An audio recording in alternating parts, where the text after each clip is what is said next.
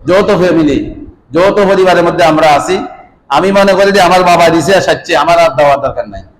আমার ছেলে মনে করলে ছেলে দিছে, আর বাপের দেওয়া দরকার না।